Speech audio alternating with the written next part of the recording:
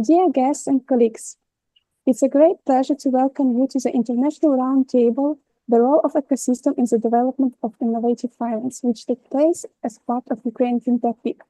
Today, we gather to discuss the role of ecosystem in shaping the future of innovative finance. We are honored to welcome our distinguished speakers. David Polak, Head of Growth and International Development at Chain. Branislav Slobodnik, represent Finance Fintech InsurTech Association of Slovakia. Stefan Nister, founder and coordinator of Fintech Moldova. Nick Balachanu, Vice President of Raw Fintech and founder of Landrise. Jose Moreno de Barreta, Principal Digital Finance and Fintech Advisor at IFC. Olga Vetret, Head of International Fintech Projects and Strategic Advisor in Educational and Integrational in Switzerland. And also moderating our discussion today is Rostislav Duke, Chairman of the Board at UAFIC. So, welcome to our roundtable. Yeah, thank you, Elizabeth. Welcome in our this digital roundtable. Hope next time we will have physical one. At least we'll all come to Unchain in June to have the physical meetings. Excellent. It's the closest one, yes. So thank you very much for what you're doing to support in your country, to support Ukraine in these turbulent times. And as we say, fintech is very global story, and all of us do a lot for our countries, and just to build this European fintech and make it, link it and connect it and share value between this ecosystem. But we want to speak. So we first start Ukrainian Fintech Week. So we compose it with couple of roundtables conference, and this roundtable is about ecosystems, the role of ecosystem, and how we should develop our ecosystem, how they should be connected, and what the value it's bring to the country and society. So, and my first question will be, what is an ecosystem in your vision in context of fintech? So, what components we should have, and what's the trend you can observe? Because as we discussed, we are from different, part of the Europe at the moment, so we can have different angle of this question. So I don't know. So Olga, let's start from you and then continue with other colleagues. Sure. Thank you, Rostislav. So for Swiss Fintech Association, we actually have some big news in that we have recently merged with the other Swiss Fintech in Switzerland. So with the merger, we see an ecosystem as the key players, like interconnected entities between the companies, different technologies, the regulators, and the consumers. And we're very much with collaboration and interaction. So the goal for us, for the ecosystem, is to create more of a seamless and integrated environment rather than operating separately. Because for Swiss FinTech, it's a smaller landscape, but it's very efficient if we work together. Also, Switzerland, with its geopolitical position, we're very well placed to interact and cooperate with all of you, all the other fintechs in Europe, as well as fintechs in Iceland or America and even in Australia. So we see it as more of a seamless, integrated approach with the goal of innovation and efficiency.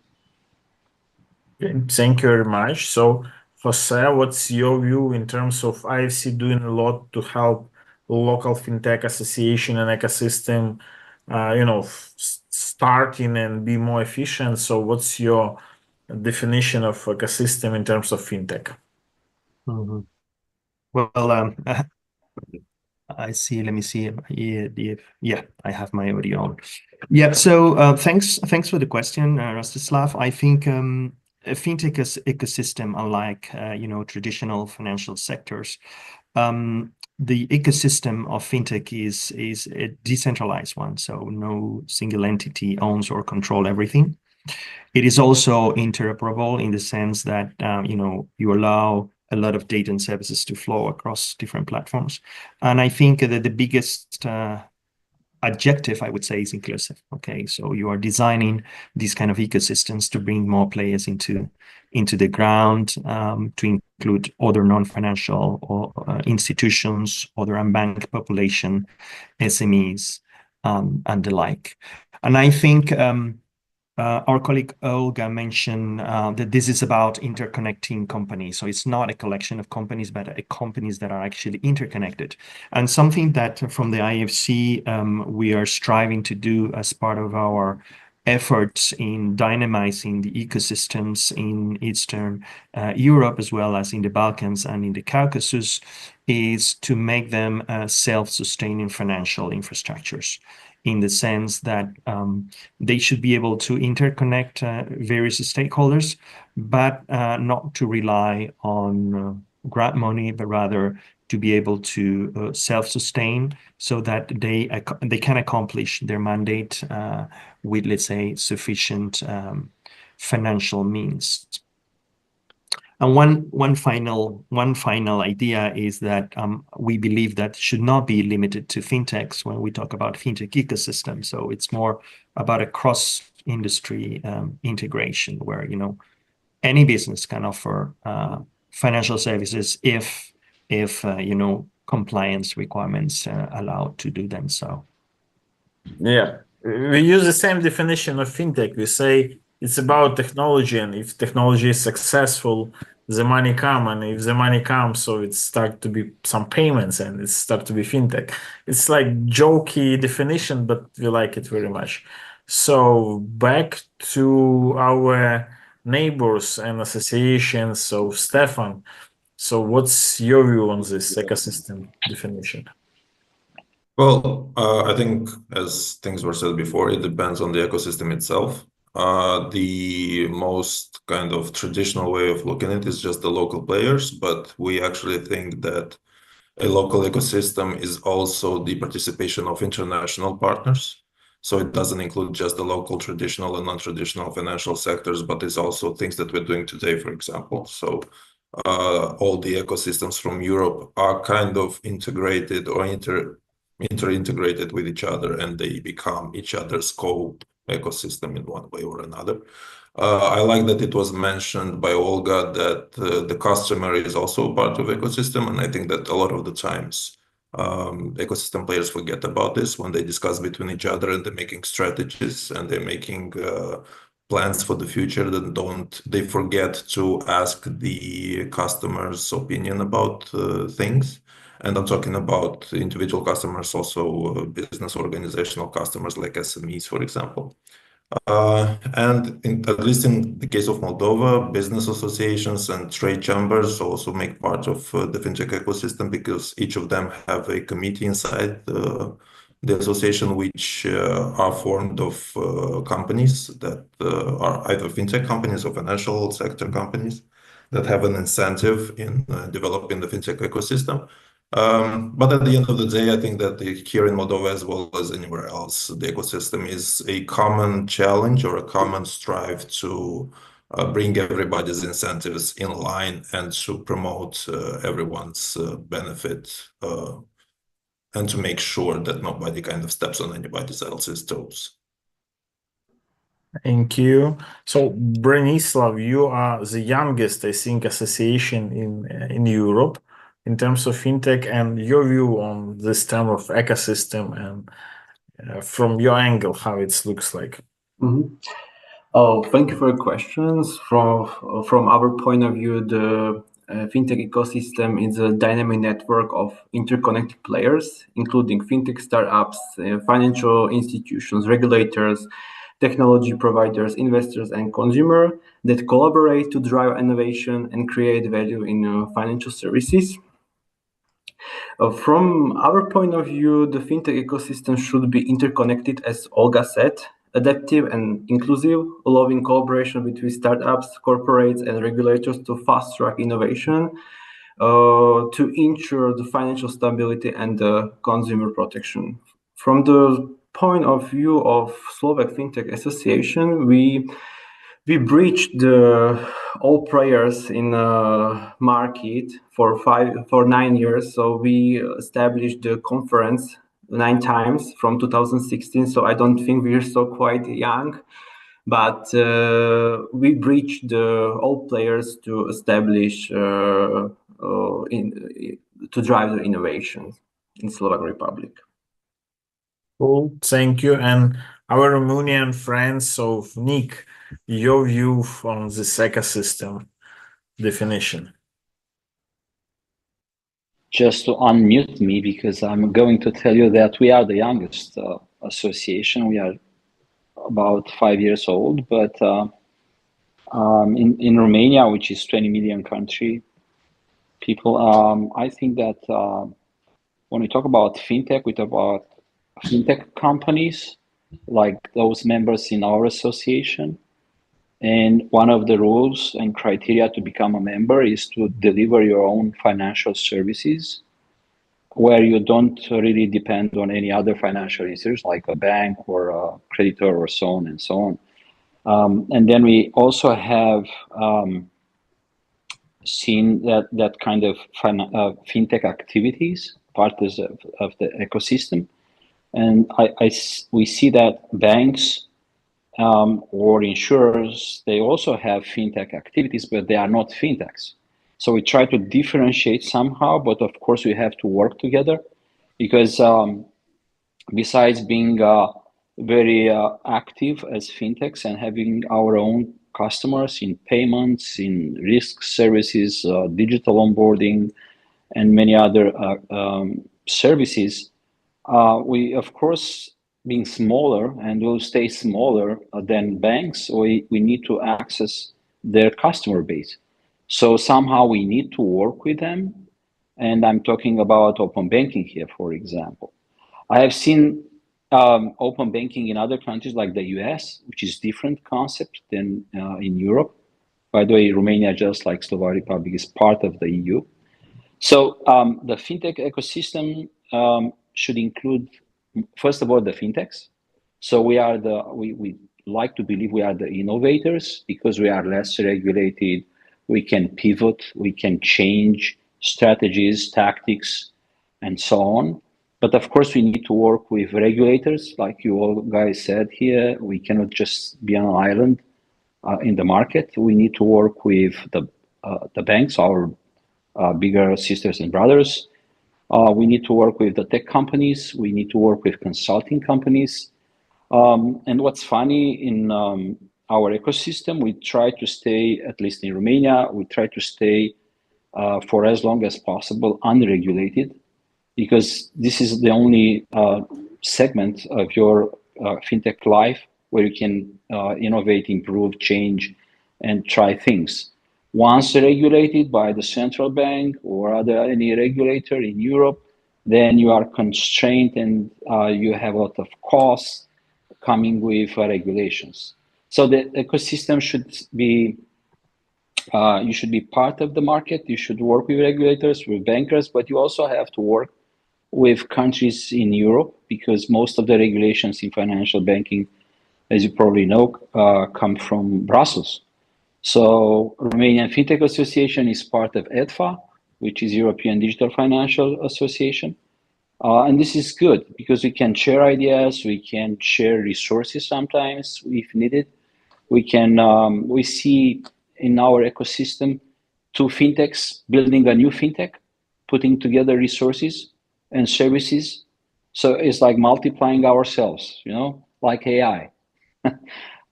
Yeah, so it's a very interesting ecosystem, and I think that with events like Unchained here, and Banking 4.0, and I know Jose is all over the place, and we are highly appreciating his participation. We, of course, part of the system are also the investors. They are key, I think, either a venture capitalist or private equity or European Investment Bank. We all need these guys, because otherwise fintech cannot go further. It just stop, or we cannot go abroad. We cannot expand. We cannot extend. So just to add is the investors part, which are should be part of our ecosystem. Yeah, you cannot make money without money, even as a fintech. Yeah, thank you. Good definition. So when I was in Romania, somebody was joking with me. So yes, how you can be fintech ecosystem, don't have your own fintech. So I'm now thinking what I should start Yeah. with. Okay, thank you. So David, come to you with the same question. You build ecosystem on top of ecosystem. So your definition and how you see this. Well, if you look at it from our point of view, it's exactly what we are, ecosystem squared, right? We just support other people and the ecosystems they try to create. Our role basically is to interconnect the ecosystems and make it easier for people throughout the region to expand, and find new customers and find new partners. So you look at it that way, an ecosystem is not just a national concept. It's not just your direct partners and regulators. It's also trying to find the best fit and ways to grow.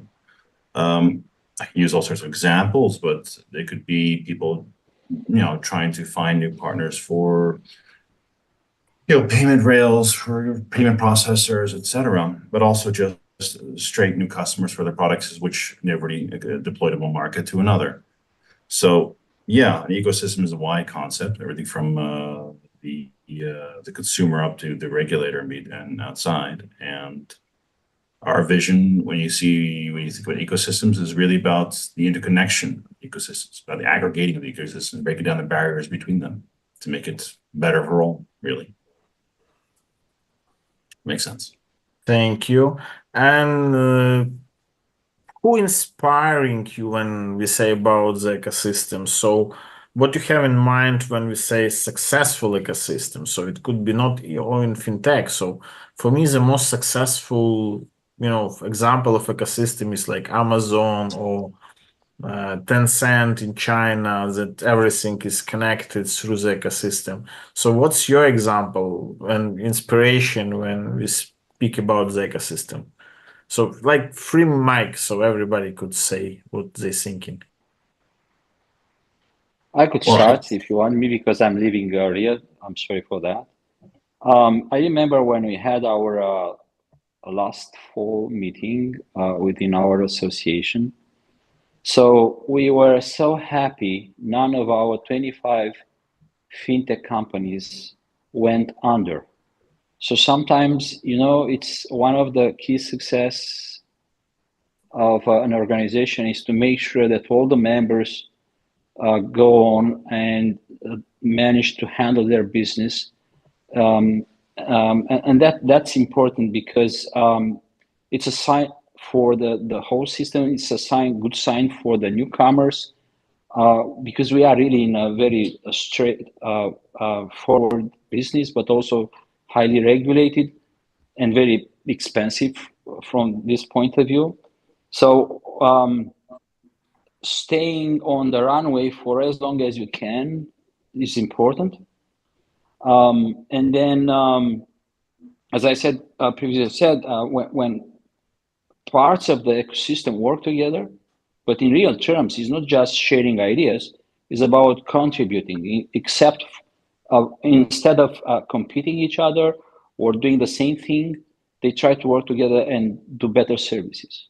So I think that, surviving all those changes, because there are so many. Think of how many things come from Brussels, like FIDA, like DORA, NIS2, and so on and so on. Is important to survive the first couple of years. That's a good criteria or measure of success, I think.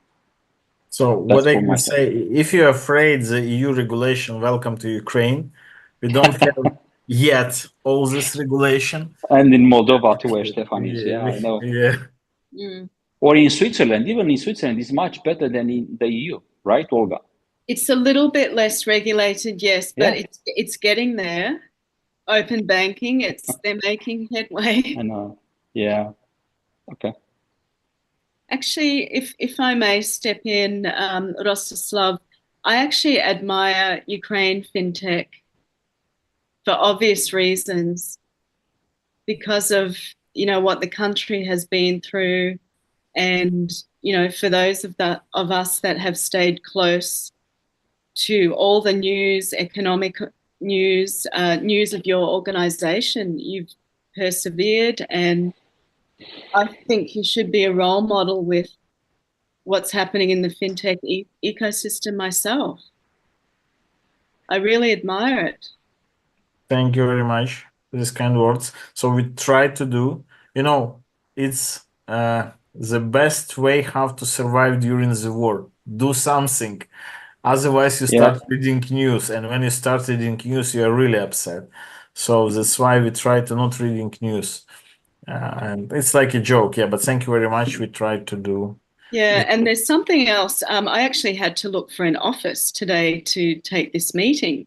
And I had to ask someone if I could use the office. And as soon as I mentioned that it was fintech business for Ukraine, they moved everything to get me an office because apart from people all over the world, they knew that it was very important to keep the business going, most of all communication within Europe.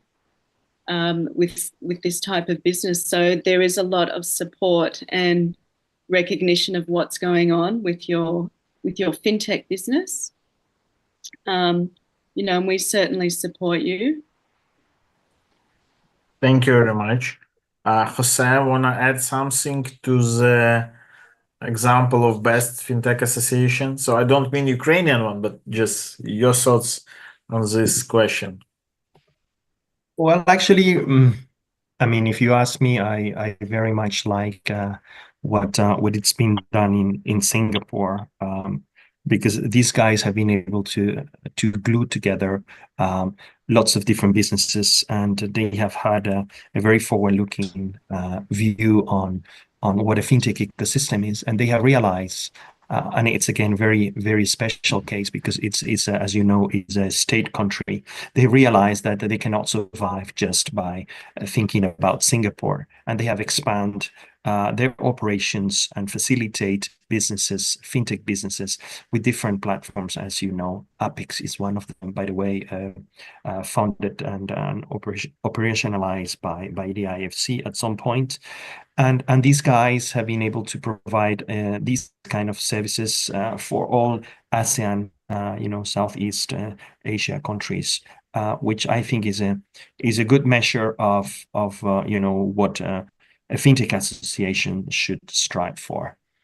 But other than that, if you isolate specific examples, Nick mentioned a concept, maybe not with that word, but it's about resilience. So you need to be able to navigate the first few years as an association in order to get established in the marketplace as the recognized party defending, in this case, the interest of the fintechs, and the moment that the market recognize you as another player, and you need to overcome the resistance of the regulators, but specifically banking associations that, as you know, very unfortunately, many times see you as competitors rather than thinking about cooperation. When these change of mindset happens, I think you're in a very, I would say, sweet spot to be able to affirm that you are starting to have a success story. Yeah, that's true. Just building up on what Jose said, I'm so happy. I see even today we have a fintech breakfast with our members and some partners. And I was so happy for one of the companies, which is SinfoPay, and they sign up with a huge customer. So yeah, I mean, it's a real success, and we are so happy for others seeing them striving and being successful.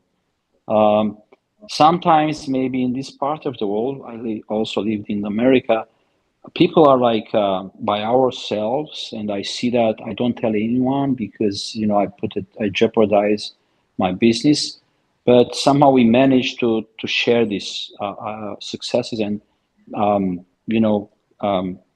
helping others, or say, hey, don't give up, you have the chance, look at me. I mean, I work on this deal for like 3 years and finally it's done. It's just like Jose said, maybe it takes time, but we need to be resilient.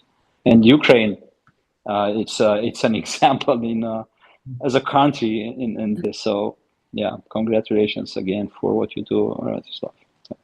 Thank you. So Branislav, your inspiration in terms of fintech ecosystems? To be honest, I have to go back to Olga. You are totally right with Ukraine fintech situation. I'm based in Kiev for 1 year for one project, so I'm partially living in Ukraine during the war, and it's fantastic what you guys doing in this field in Ukraine. So for me, big applause. Yeah. So for me, big inspiration is Ukraine fintech, and with the current condition. Also, I agree with Jose. Yeah, the Singapore is one of the very inspiration fintech association. But for me, also the London Fintech Hub is very inspirative because I think there are lots of successful startups like Revolut, Monzo, Starling, or Wise, which are worldwide.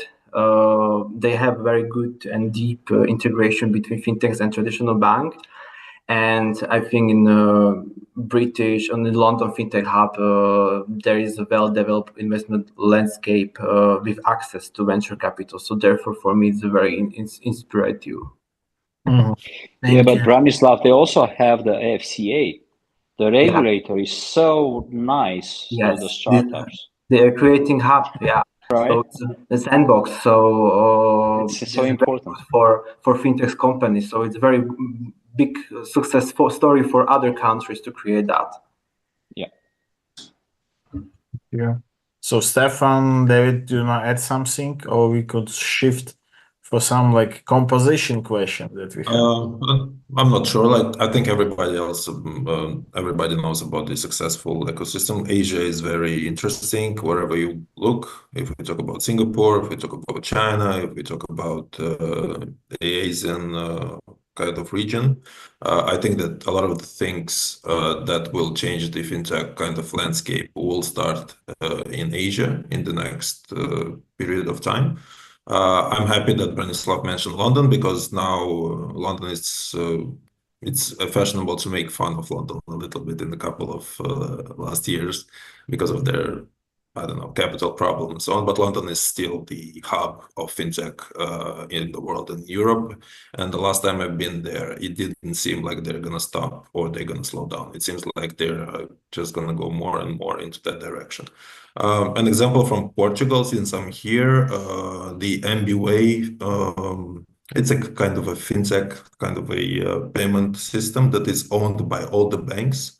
So it's a instant payment system that it's at the POS level. The customers can pay directly through a QR code or through the application, and it's owned by all the banks in the country, which means that everybody's incentivized for it to succeed. So it's not something that would compete with one bank or would compete with the banking system, but it was created with the banking sector in mind, and it is owned by everybody basically. So the success of MBWay is the success of the whole banking sector, which I thought that it was a good idea. Stefan, now I have a question to you. Is it a fintech or is it a fintech activity? Because if that system, instant payment system we have also in Romania now, like Blik in Poland, that is owned by the banks. So is it a fintech or is it just a banking scheme? It's not a company which was established by itself and then it was bought by the banks. It was implemented by SIBS, which is a technological company. Yeah, we have them here too. Yeah. Right. Yes, and you have them in Romania as well. They were our partners at our events in Moldova, so they are spreading out in Europe. I think Romcard was developed by them. Yeah. And they acquired Romcard, yes. So they are the main developers of payment and transactional systems here in Portugal. Honestly, I don't know who chartered them. But I know that the whole idea of the MBWay and MBPay that was created in Portugal, it was with the idea to benefit the whole sector and the consumer at the same time. So it wasn't a startup or anything like that. Right. If you think about it, it's not really a point. Is it a collaboration or fintech per se? It's just, is it improving the ecosystem? Is it adding value to the market? Because, okay, you could say very different ecosystems represented even in this call. Switzerland is a world apart from Romania. But if you consider where we're going with what is a successful startup or fintech, it's really, is it solving a problem for the environment? And what I don't know, I'm noticing right now is that it isn't really a question, is a fintech in London or is a fintech from Poland? It's what is it doing for the customer and where it's operating. I'm on an NDA, I can't say right now, but I mean, look at an example in the heart of Africa, where a small group of smart people from Eastern Europe are bringing a beautiful advantage in the middle of you could consider nowhere. But it's because they have the advantage, because they're able to talk and collaborate, they're able to make a solution. And they are not really make a regulated. difference. And they are not regulated. Yeah, they're Look at self-regulating that M-Pesa, right? environment. But it's M-Pesa about is successful. it's about actually creating a real advantage, a real solution in an environment. And yeah, that ties right back to Ukraine. Unusual situation.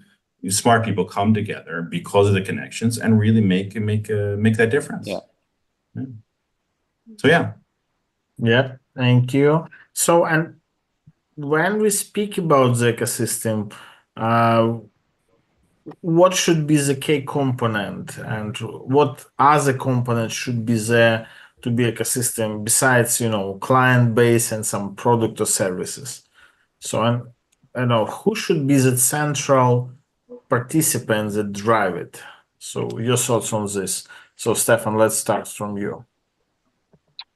I don't know if it should be, but I know that it becomes at the end of the day, and it's the regulator. So you want it or not, the regulator will become the center of the ecosystem, because if you grow enough and you get to provide the services that come into attention in the regulatory framework of the regulator, then they become the soul and the center of your world, basically. So I think the regulator is the center of every ecosystem at the end of the day when we talk about fintech or any kind of financial sector ecosystems. Good point, Branislav. What do you think about this? I agree totally with Stefan that regulator is a big player, but I think that the central participant should be some, I would name it like collaboration hub that bridge the ecosystem players. So it could be like fintech innovation center or digital platform, regulatory sandbox that brings the startups, regulator, investor, and financial institutions together. So for me, this is a key component on the market. Okay, Olga, what do you think about components and the main player? Thank you, Rostislav. I agree with both Branislav and Stefan that it's regulated, but it's also the innovative company or the technology providers or the hub that brings everyone together, because essentially they're looking at innovation. So at all times, we're bringing in the factor of innovation, growth, and also meeting the customer's needs. So the customer has to have a say as well. So I think it's a mix. Okay. So Nick, I know that you are not the number one fan of regulators, I understand, but yes, I agree. I think that the association should be the key, but the association should be should improve every year, it's so important. It's like a church where people go, and at least on Sundays, and they say, "What's going on? What's new? Can you relate me to that? Did you handle this?" And then we don't have yet in Romania, but an incubator should be also, or a sandbox, like Olga said and Branislav. But I think the association, and one association, not so many associations, are the central part, because in our case, for example, we have members, but we also have partners, fintechs coming from other countries. Blick joined us before they got licensed because they can hear from us what's going on and how we can help, not as a competitor, but as an association. So we really do our job as an association. We are kind of objective, independent think tank, and we really try to help anyone coming, even if they compete us, because we think competition is good. So a strong association should be central, because otherwise, yeah, okay, everybody has regulators, and we have multiple of them in Europe coming from all angles. But the association should do the job. I think that's how I see it. Good point. Thank you. Jose, would you add something? Sure, let me just unmute. Yeah, definitely. I like to disagree to a certain extent with my colleagues in the sense that I believe there should be, another question is whether in reality there is, but at least in theory, there should be no single leader, okay? We said before that this is about collaboration and putting the right framework so that the different players can lead in different stages. And I think that's the key part of my argument, is that different players lead in different moments, okay? So regulators, yes, they lead. When they set, those ground rules, insurance compliance, et cetera. But if we have, or we're talking about an ecosystem, if we say, yes, these guys, the regulators are the most important part of this, but then we are neglecting, banks and fintechs that co-creates, again, not compete, but rather co-creates solutions for their customers. Another player that should not be neglected, as Stefan said, and also tech players that, somehow are the enabling part. And they are not, or should not be considered like mere vendors, but rather providers of a solution. And I think the whole thing of whether one plays a bigger role than the other, I think the question here is, how do we actually manage the interdependencies between the regulator, the fintechs and the banks and the tech players, so that there is some kind of harmony in the play with fair rules, and also I'm forgetting about this, venture capitalists and angel investors. We also need to put them into the equation, because whenever I talk, and this is across the board in any country that we have visited, the main complaint, it's twofold. On the one hand, regulator, they don't understand. They put a lot of buttons. But the other big challenge and complaint is that they do not have access to capital, because banks are risk averse, so they will never finance a venture. So they need to bootstrap their businesses, and typically venture capitals firms are not usually in the early stages, but when the firms are a little bit consolidated. So there is this finance gap that also we need to figure out in this collaborative framework. How do we play our cards? Is it because we put another player that we have not mentioned yet, which is the government, who can provide these seed capital to start scaling up businesses, or not? So all in all, my argument is that I think there is no single leader. It's more a question of how the different leaders take, let's say, a leading role in different stages. That would be my position here. If I may add to that. Thank you. Yes, please, David. Yeah. I like what you say, there's no single leader. That's very much true, because you're talking about an ecosystem. People are all living their own lives, they're doing their own things, and it's about how we interconnect and how we actually support each other developing. If there's any leadership in this, it's the attitude of being happy for the other person, being happy to support the other person, and not seeing anybody else succeeding as somehow bad or detriment or something like that. But that is a fundamental attitude we need to have, I think, to actually foster success. If that attitude is put forward, that is really number one. And secondly, money, absolutely. I've seen a dearth of capital, investment capital in this region, yes.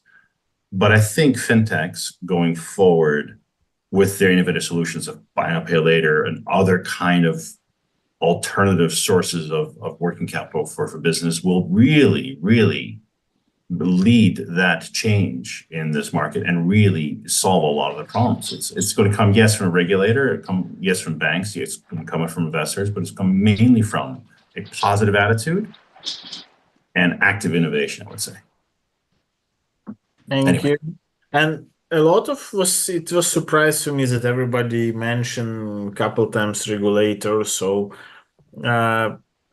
in different sense, yes, but so we can't live without regulator, and what we are not, we need to live with it. So how can the regulator support the development of ecosystem and fintech ecosystem? So your thoughts on that. So Nick, let's start from you because SME and Yes. you need to go. Yeah, so I need to go.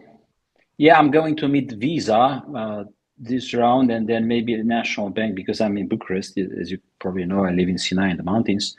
I think the regulators should be more, let's say, should be friendlier with us. But of course, we try to stay unregulated, but once regulated, our valuation increases. So it's good at the end of the day. We in Romania, as our FinTech as association has a very good connection. We have a memorandum of understanding with National Bank, and we work pretty closely with the government too. But still, I see in Romania a kind of lagging behind in terms of innovation because they are rather a follower than an innovator itself. What I like about it is sometimes they invite us to say, hey, what are we going to do about Dora? What are we going to do about Mika? And this is good because we have the opportunity to participate and to speed up things, to influence, and that's good. But again, should be a good friend and not a foe. Should be, this is what we all expect from government. And then thank you very much, and see you soon, guys. Take care. Thank you. Bye-bye. So thank you, Nick. And back, colleagues, to the question about the regulators. So how regulator could support? So Jose, you have great experience working a lot with different types of regulators, and what characteristics or main task you could mention in this question? I think my idea, of course, would be that regulators should not just police, but enable, responsible innovation. This is easy to say and possibly hard to implement. So my 2 cents would be that regulators should be adaptable. So when I say adaptable means adaptive regulation, so they need to move from the classical rule-based to risk-based frameworks. This is something that we have advocated for a long time, or if you wish, depart from rule-based to principle-based. That's also something that we strive for, changing the mindset. Regulatory sandboxes, as you know, it's also something that allows them, the fintechs to test and scale innovations. And something that is becoming mainstream lately, but it's gonna possibly have even more important role in the future is, RegTech and AI driven compliance, because there are a lot of things related to AML, KYC, fraud detection that can be fully automated with a lot of degree of certainty that there are no false positives using this technology.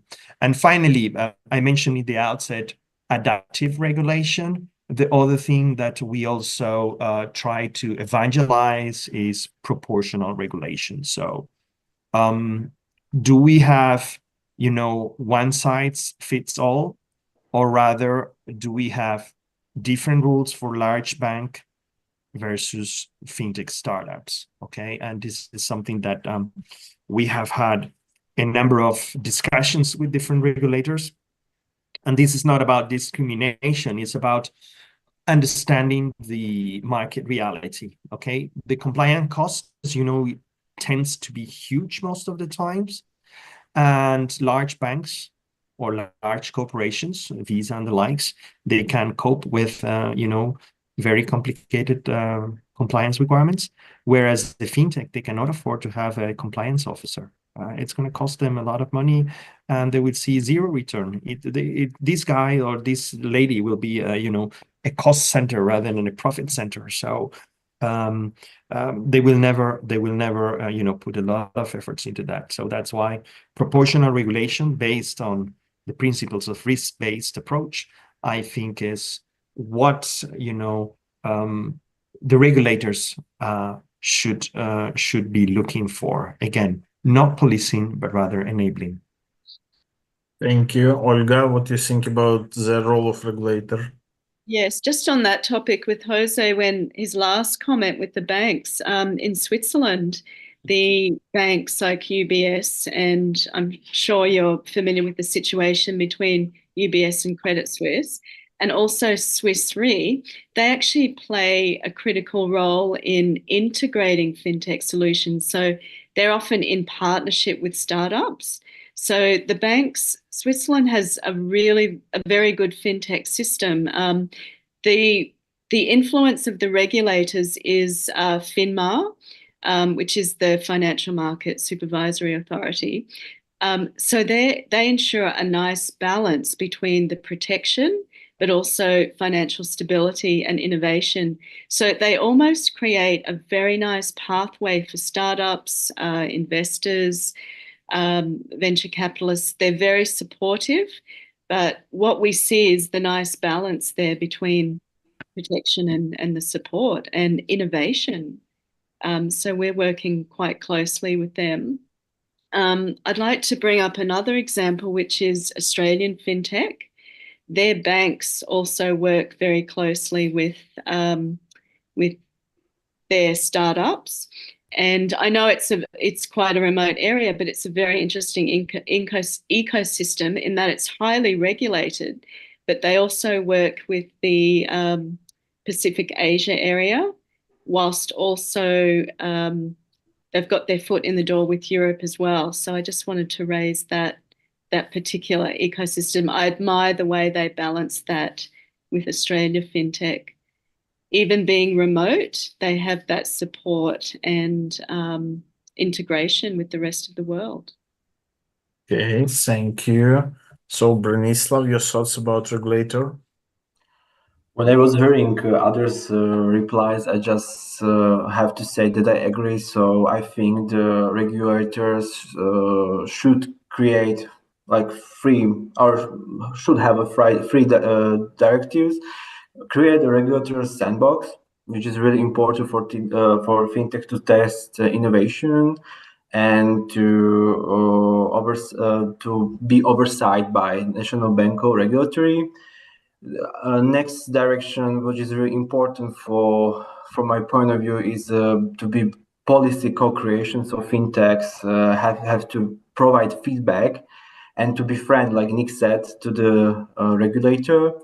And as Jose said, I think licensing and compliance acceleration, it's also very good direction, because regulators guide fintechs through licensing and risk management.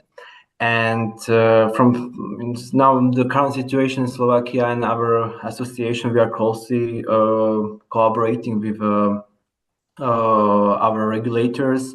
Like in Romania, when it's a new directive being implemented, they call us. We collaborate very closely. So I think the collaboration here is quite well in Slovakia. Okay, thank you. Stefan, want to add something? I think pretty much everything was said. I just want to kind of say more things along the lines that already been said by, especially by Jose and Olga. So in Moldova, we see a improvement in terms of the national bank's collaboration and communication with the financial sector as well as the fintech sector. And while I understand the necessity of all the compliance rules, especially here in Moldova, we have a ugly past with our banking sector in the maybe 10 years ago. So the role of the national bank is very important to put the Moldovan banking sector back in a good reputation on the international level.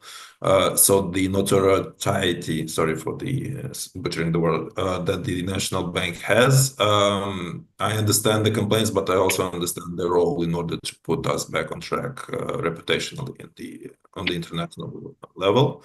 And the progress has been made, and we've joined SEPA recently. We are doing things in Moldova that were just a dream a few years ago. But also, I would like to see from the regulator, apart from taking the responsibility to create the rules, is also to take the responsibility to help new players to navigate these rules.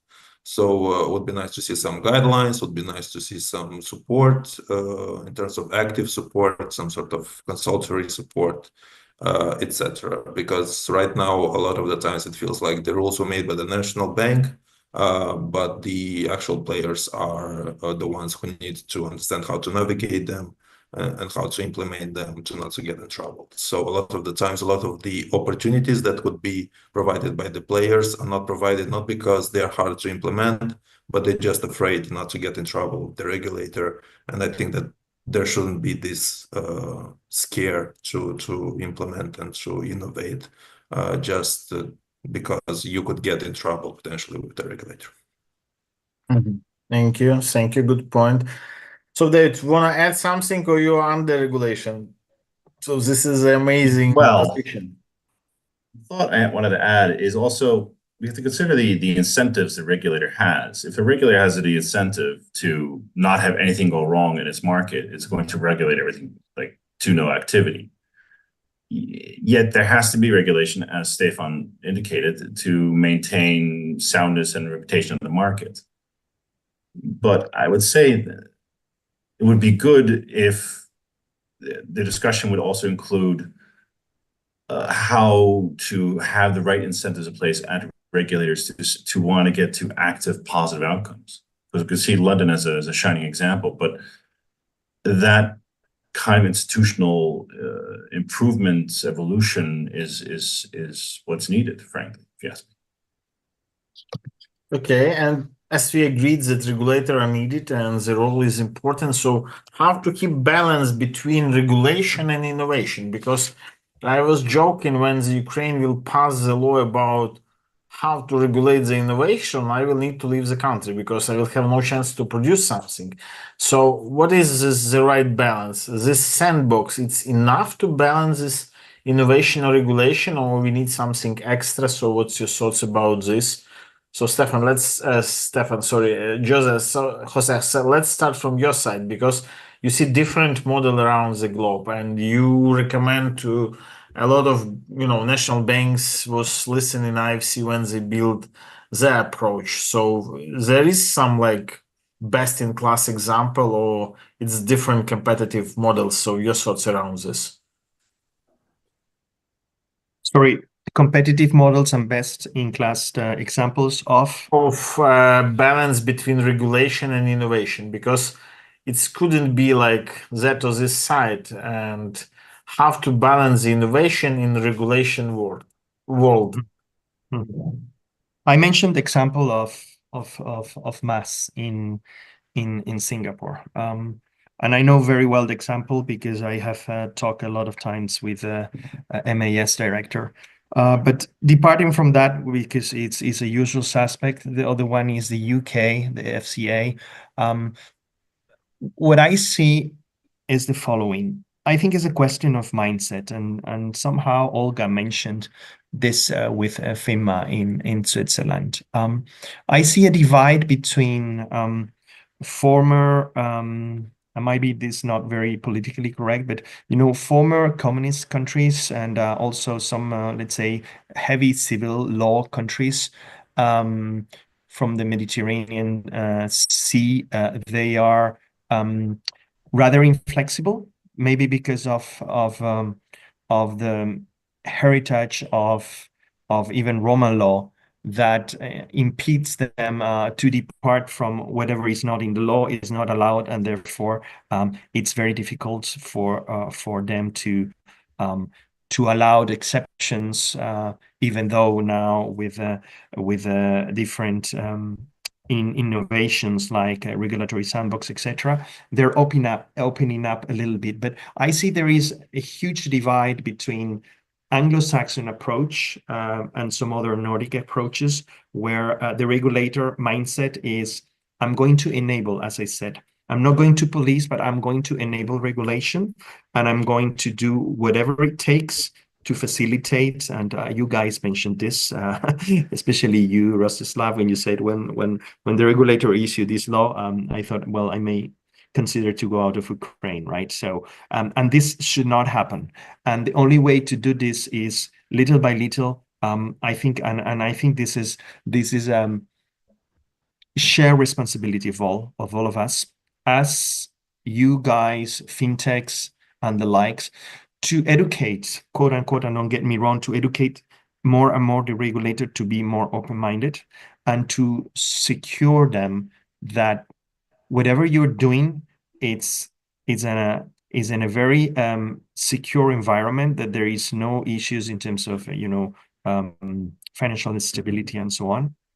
So that you're going to launch a product that is sealed, stamp, approved, tested, and again, all will happen in an environment where there is distrust between the regulator and the fintechs. And I'm not going to mention any country, because all the countries that you're living in could well be part of this group of countries where there is this mistrust, and then you need to navigate against the tide being the regulator, and that is a huge effort that you need to devote. Whereas in other countries, as I said, they put you a case officer. This case officer is not only very open-minded, but also he is or she is very well versed in the challenges and the intricacies of a business and how that business needs to fit into the existing regulatory framework. And if it doesn't fit, he or she will find the ways to accommodate that service into the existing framework. And if that is not possible, they will make their best efforts to conduct the fintech to navigate those waters in a sense of collaboration, in a sense of hand-holding, in a sense of pointing out to the right direction, and in a nutshell, to ease the life of the fintechs. And I think, again, this is more a question of a mindset rather than a question of whether your legal framework allows you to do so or does not allow you to do so. And unless we educate, and this is a collective effort, as I said, the regulators, that what we are doing is for the public good, is for innovation, it's good for the country, it's good for the ecosystem, it's good for the consumer, then we will be, in the position that we have been in for the last 10 years. That's maybe too blunt, but try to be sincere at least. Yeah. So thank you very much. Very, deep answer. So if anybody want to add something, if not, I can go forward. Okay, let's go forward. So we start to run out of time. I think it's good. It's go very well. So we need to think about to make it like systematic calls of ecosystems. The last question, and we will finish just in respect of your time and what we plan for these calls. Top 3 technologies that will shape the financial sector in nearest future. So for myself, it's AI, it's quantum computer, and embedded finance. So it's from my side and my point of view. So what's your thoughts about this top 3 technology? So Stefan, let's start from you. Well, you took the most obvious ones and you kind of left us on the spot here. AI, I think it's the one that's on everybody's mind right now. And but okay, AI is too broad of a sense. So let's see what happens in terms of more kind of niche types of AI. So we're looking at agentic AI and see how AI agents can develop inside the financial sector, and how they can create either solutions or be implemented in cybersecurity and fraud detection and so on and so on. So AI, for example, in fraud detection is not something new. But this fast pace of acceleration and the capabilities of AI could bring some new ways or some more accelerated ways to detect fraud and cyber threats before they even happen. I don't know. You took the best ones. Embedded finance could be another one. Blockchain is still on the table. Okay.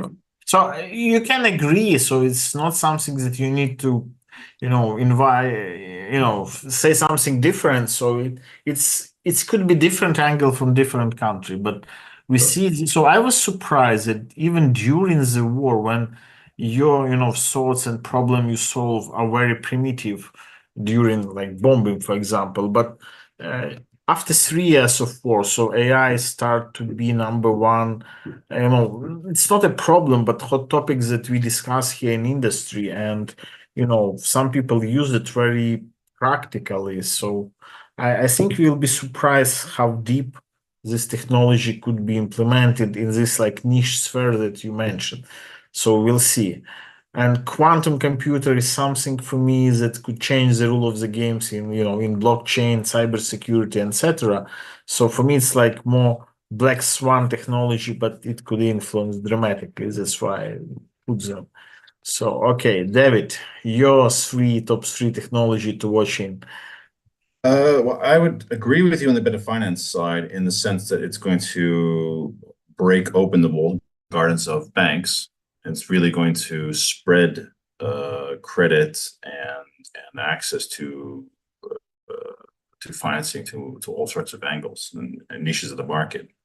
But the other one I would access is not blockchain per se, because it's just updating a ledger. It's the whole digital asset space of bringing in more assets into the finance markets in an effective way, and that's added maybe not to, let's say, technology, but to the geographic scope of the unbanked and underdeveloped markets globally. I see that absolutely being an enormous boom to the amount of capital that can be invested, where it's invested, access to capital, support for new ideas, developments. I see that as an absolute tsunami of breakthroughs coming. Yeah. Okay, thank you, Branislav. I think I is the first, which will really influence the environment. But also, just shortly for me, because we are out of time, I think embedded finance will impact the environment. Also, blockchain, as Stefan said, yeah, it's really the hot topic now. Central bank digital currencies will also bring a new opportunity to economy, and also I think the main topic will be in future green finance. So for me, this one is the main topic now in finance technology. Thank you. So Olga, top three technology from your side. Are you mute? You muted? Oh, yeah. Sorry about. I think you guys have mentioned all of them, but I just wanted to also add in there that Zurich has just been opened as a major mega hub for all of those that you mentioned. So Google, AI, a lot of the universities in Zurich are adopting programs specifically. So I can send you further information about that. And also with Swiss Fintech, we're involved in all the AI and such. With Zug, which is a crypto valley corridor in Switzerland, it's to the side of Zurich. We're very involved. That's with blockchain, crypto, anything to do with that. So all of what you have mentioned above is being heavily invested into in Switzerland at the moment, and there are major hubs growing up in all areas for those, just to encompass that. Okay, thank you. So, Jose, you close this list with your top 3 technology. Okay. All of them has been said, but there are 2 that has not been mentioned, at least from what I have heard. One is DeFi, decentralized finance. So things like, crowdsourcing platforms and the like are going to play a major role as part of these deregulation or as part of these disintermediation of traditional banks into the loan provisioning. The other big one is tokenization, and I'm not referring to tokenized payments like Apple Pay or Google Pay, but rather the fact that we can tokenize any asset. Okay, so from a virtual crypto that we can peg to the US dollar, so it's back 1-to-1 with fiat money, to something which I mentioned the other day with some of you who attended our webinar, which is essentially things that can be tokenized from real estate to a piece of art, to a piece of jewelry, to a piece of fashion goods like luxury fashion. And I think this is something that may look like only for very advanced customers, but this is becoming mainstream in large banks today. I'm talking US and large EU and also Swiss banks like UBS in particular, Bank of America, Citi and the likes. They're offering their ultra high net worth individual customers, as well as not so highly wealthy guys, these kind of products as part of the diversification of their portfolio. I think this is something that we need to watch, besides what you have already said. Cool, thank you. So, colleagues, thank you very much for your time. Thank you very much for your bright ideas and warm words of support. And I hope this roundtable could be start of new, nice tradition to periodical, have call and share some thoughts on that or this topic, and will help build our ecosystem, more closely and more linked, and more value exchange between different ecosystem and different country to support and grow our local ecosystem. So thank you very much, and see you next our roundtables. Thank you, Thank you. Rostislav. Thank you. Thank you. Bye-bye. Bye. Bye.